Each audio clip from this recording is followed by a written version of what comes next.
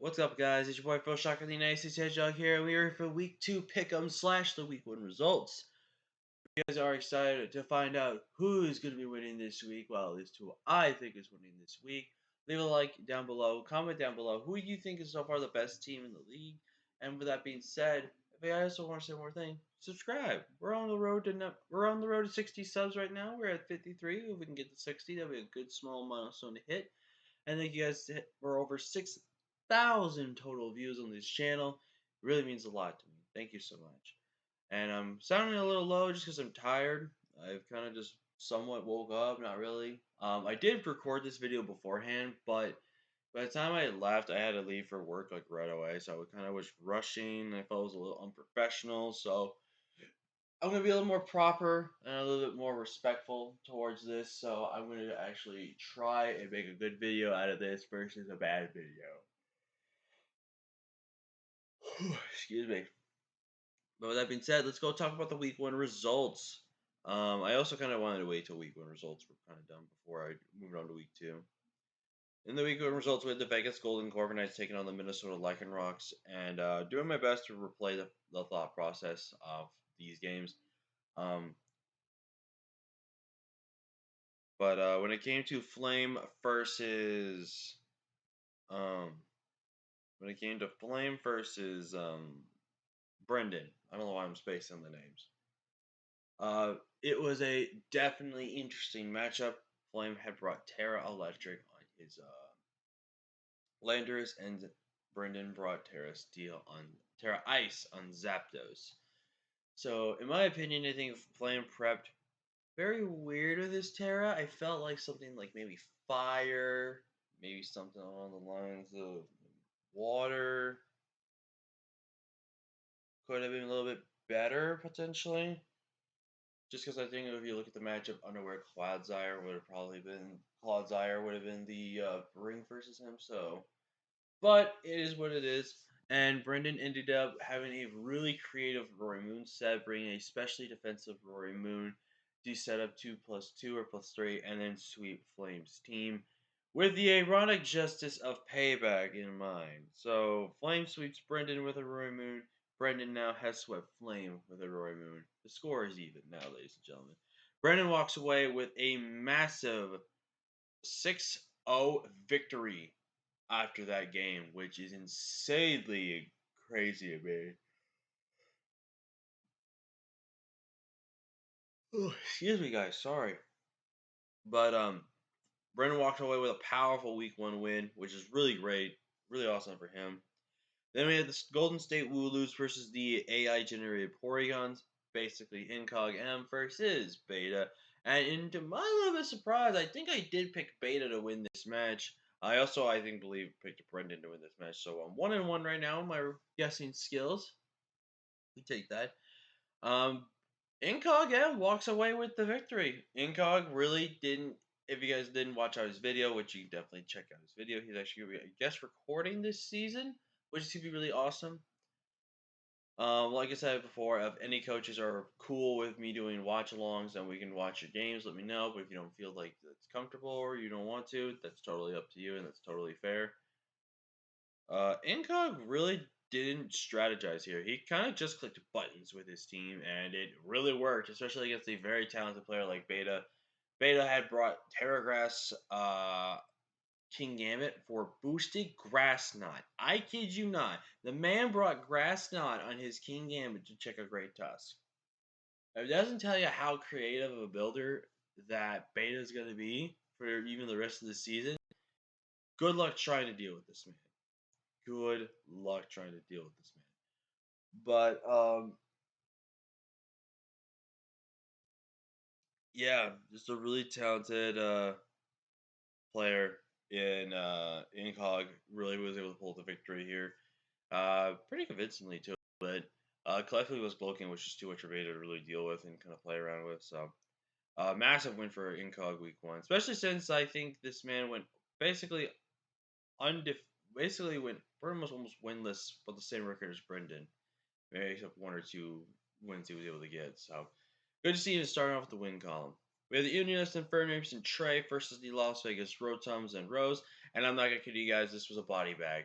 Trey absolutely destroyed Rose in a 6-0 win. Rose let a Spotsper do a Spotsper things and then just died. So, yeah, that's basically the gist of the matchup. So, yeah, we already have a tie for kill leader on the board already, which is pretty funny. But Trey was able to position himself perfectly well to get the Spotsper sweep, which is really great for him. So, oh, you know, it's 5 kills. Never mind. But really good prep on Trace, man. So excited to see him, and I'm now 1-2 for my guesses because I actually had picked Rose for this matchup. So we have the Games Italians versus the Hershey Beavers. Unfortunately, our good friend Lamar had to once again drop from the season before week 1 officially started, which is very sad because I would have loved to see Lamar have that redemption arc to win the championship with his team. But unfortunately, he was not able to commit to the season. I guess work just really jumped at him, and his schedule was going to be so booked. He just didn't want to take the chances of feeling like he was delaying the league. So he unfortunately had to drop. But in replace, he had his good friend Sky come in, our good pal Sky. And Sky, I believe, has played some draft league, but I don't think he's ever played Wi-Fi. So this is his first Wi-Fi league, which is always really exciting to see. He takes on Cameron though, and I did think trying to remember. I think I picked Lamar. Did I pick Lamar? Or did I pick Cameron? It's been a long time since I've done these. I think I picked Lamar, or I picked. I think I picked Cameron. I think I picked Cameron's team, if I remember correctly, to win. And newsflash: Sky walks in and just says, "Here's my Sandy Shocks," and walks away with a 3-0 victory over Cam this week. So massive shout out to Sky, not only to be part of his first Wi-Fi league, but also to pick up his first win of the season, which is really really cool as well. I think it's really awesome. So, Sky just picks up a good win there and starts off his season strong. He's not really making any transactions. He says he now probably will, but I don't know off the top of my head. Cam also did make some transactions. He dropped Houndstone, Greedent, Pinerchin, and Halucha and picked up, and this is going to be at the top of my memory here, so, because I don't want to look over my screen here. He picked up Tornadus, Gudra, Electros, and some other Pokemon. I'll probably leave a note in the description of what Cam's full transactions were, just to get off the top of my head. But up next we have the Sakura Sylveons taking on the Stockland Saraledges, and Sylvie and Sophie really got rocked by Hisuian Arcanine. Haha, saw what I did there. Ow, someone hit me. But anyways, Bloody walked into this matchup with a really cool mindset. Actually was in call when Bloody discussed his team composition going against Sophie. He actually decided not to bring any form of Sun, just bring Arcanine, and Arcanine went crazy with a Flame Charge boost and then just started claiming KOs. So Bloody really making Sophie have to prep for that Sun, which with Bloody's team is definitely a team you gotta remember. It functions well outside of Sun. Sun is just luxury. Sun is just there. So I'm really excited to see how Bloody takes this team going forward with this season. It picks up a big 4-0 victory. Excuse me. And then we have my match versus Shadow and the Carolina Tor Heels. And unfortunately for me, the heat that is Terra Ice Loaded Dice, Vax Caliber Icicle Spear, was too much for me to handle. I did not see Terra Ice coming at all. Was a fantastic prep and brought by Shadow. So, unfortunately for us, we just weren't able to walk away with it. And it was already a tough matchup as it was. I definitely think looking back, I could have maybe done some different things potentially. Also, if I got unlucky and Icicle Spear only hitting 4 rather than 5. Some people say it's guaranteed to be 5. It's not guaranteed to be 5. It's actually guaranteed to be 4 or 5. That's at most it hits. So, unfortunately for us, we did not get that lucky, and we ended up taking a big 5-0 loss this week. So, it's going to be tough, but we're going to come back and bounce back with this. But now we move on to week 2, and I will say this right now, I believe 3. Let me go check here.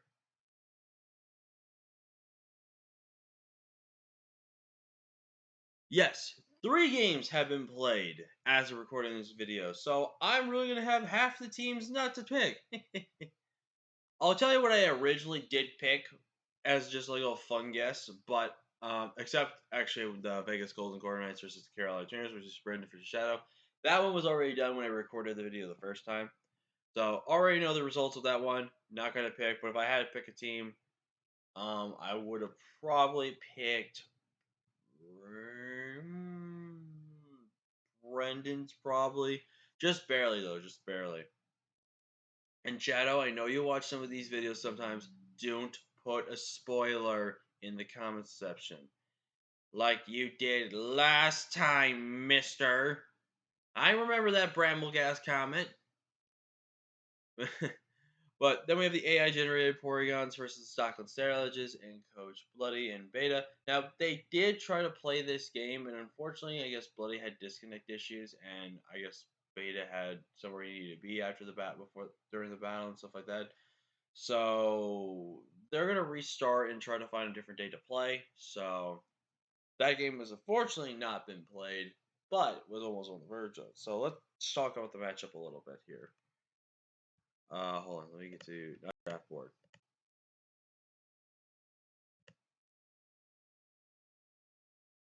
There we go. I don't know why that was taking forever. So let's talk about these matchups. Let's first relook at Bloody's team here.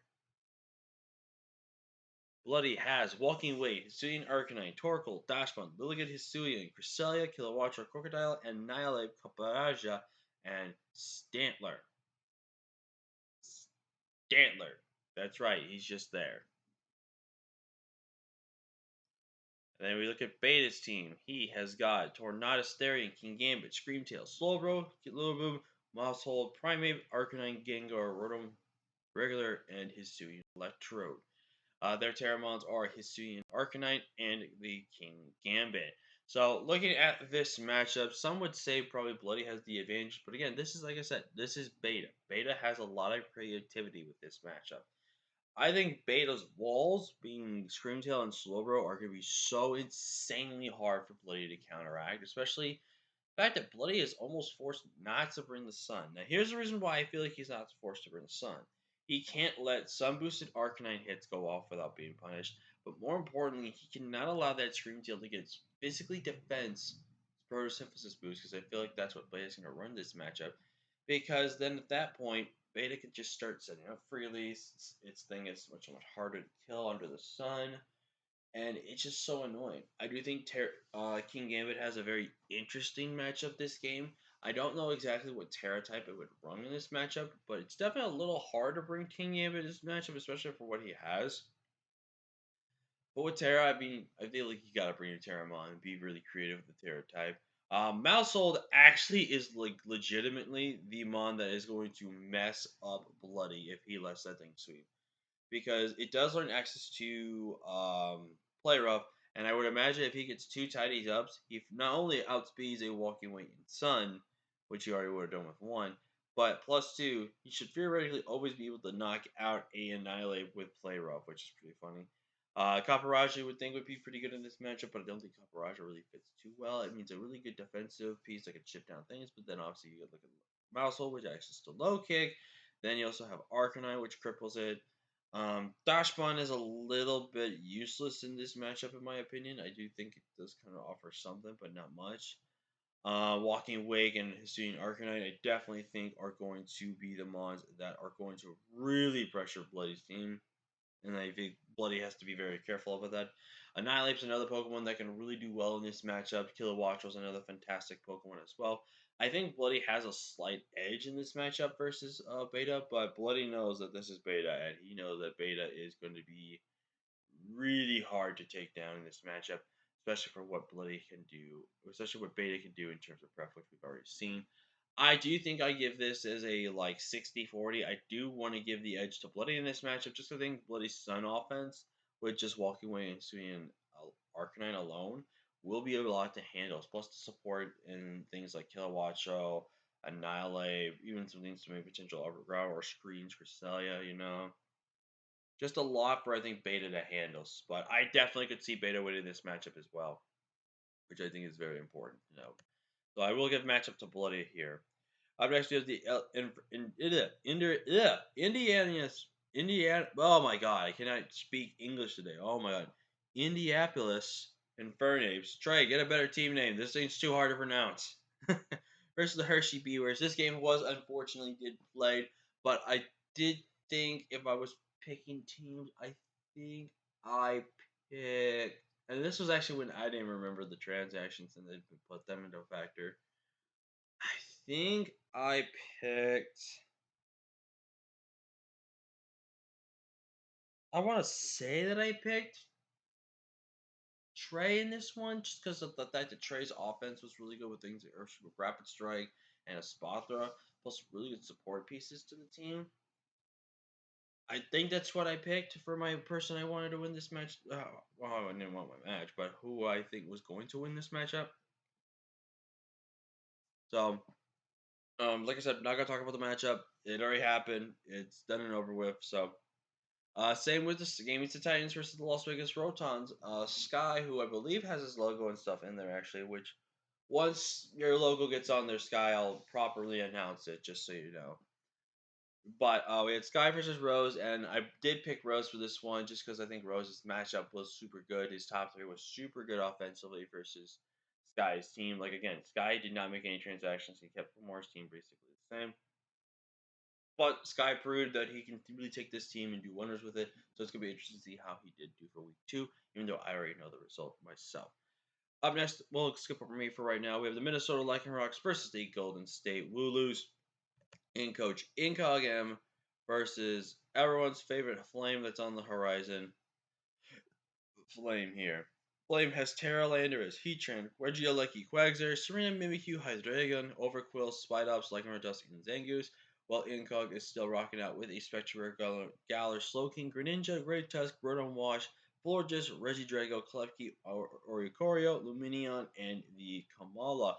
So, honestly, the bottom two picks, I really don't see those coming to this matchup just because I think they get overwhelmed pretty much offensively. So Incog does kind of go into this with Mon disadvantage slightly, which I think is going to be really annoying. I think if there's one thing about Incog's team is he only has one spinner right now. So even though Spidops, isn't the most optimal Pokemon in this matchup, it's something that Incog will have to fear in prep, just because of the fact that if that thing comes and Great Tusk is down and there's still an opportunity for Flame to get any potential spikes or even a toxic spike up with Spidops, that's not looking good for him in the late game of this matchup. I do think Lander Stern is going to be so unorthodox in this matchup because I really don't know what kind of Terra type this is going to be. I don't know if it's going to be Terra Dark, Terra Steel, Terra Ground for boosted ground moves, Terra Grass to handle, certain threats. Like, I don't know what kind of sets Flame's going to be running with this Lando, but I do think Lando is going to be really hard to deal with. I don't think that. I do think Flame defensively has an okay matchup, but I think in terms of offense, there's a little bit lackluster offense that Flame is going to be able to use in this matchup. Just because Incog has some of the best bulk in the world, he has a good defensive Mon in Great Tusk. He's got one of the best special walls in Slowking. He has the other special wall in Florges.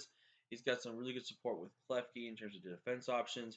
And I'm not gonna lie, looking at Spectrier in this matchup, Spectrier kind of goes buck wild.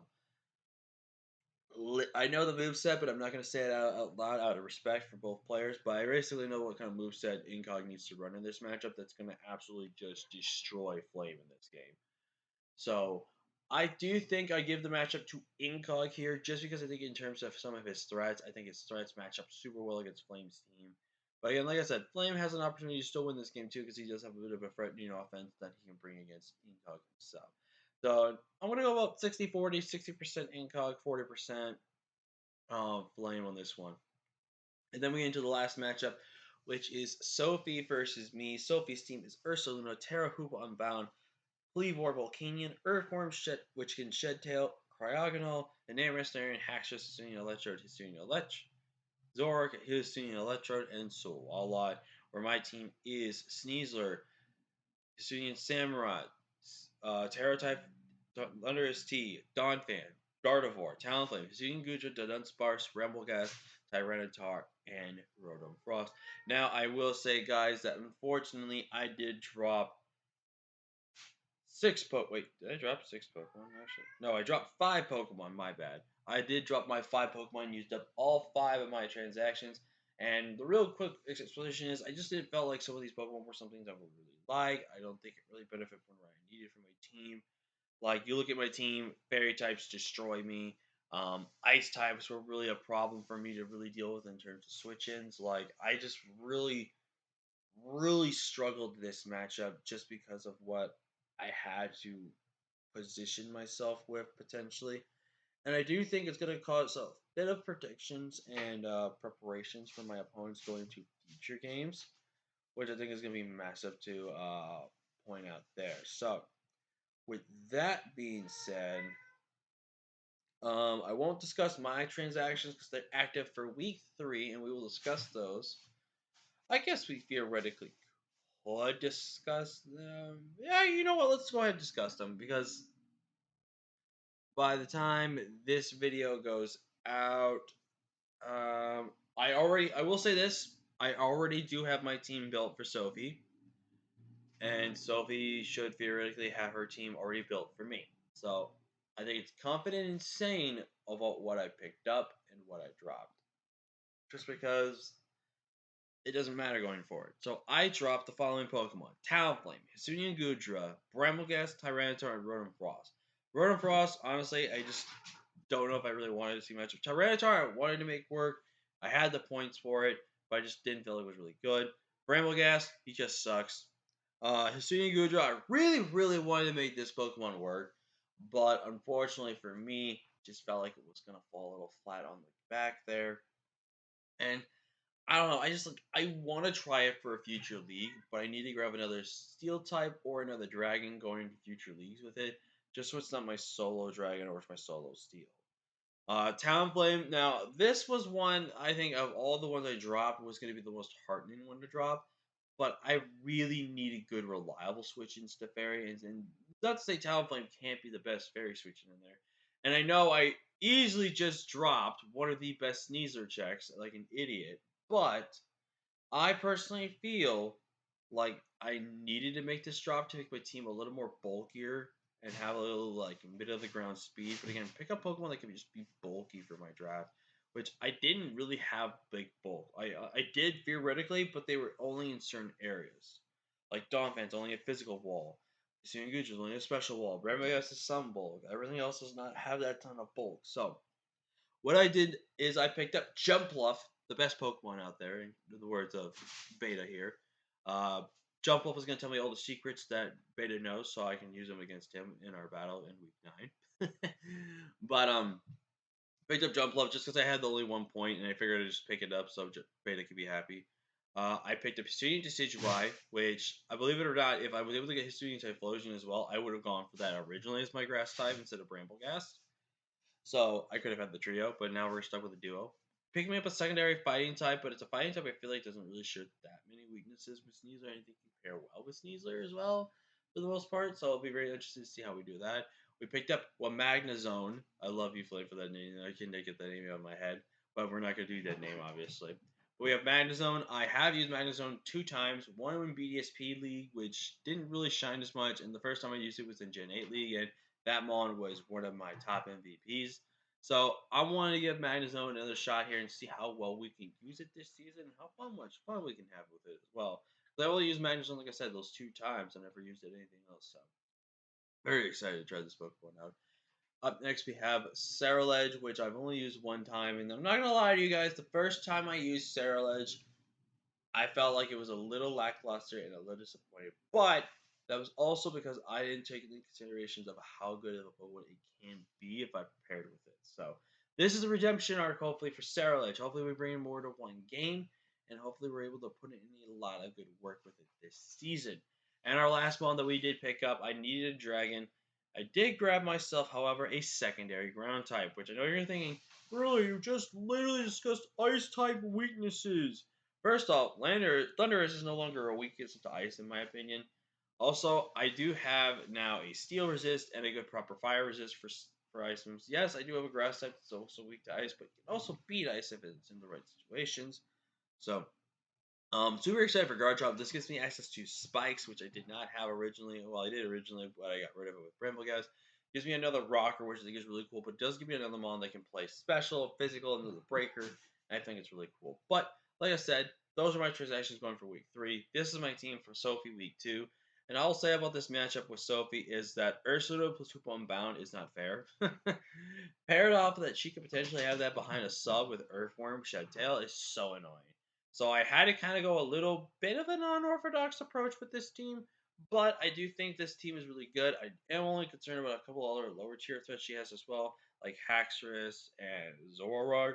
I do not think Swallow plus Electrode were coming in this matchup at all. Volcanium's also going to be really annoying. I think it's like a mixed defensive type build, potentially. Like, also could just be specs and just run my fade. But with that being said, though, leave a like if you haven't already, subscribe if you're new. Let us know in the comments section below who you think are winning this week's game. Like I said, half of the games have been already played, so I do know the results. But if since you guys don't know, place your bets in the comment section down below. But that being said, though, thank you so much for watching, and I will see you guys next time. And until next time, guys, peace.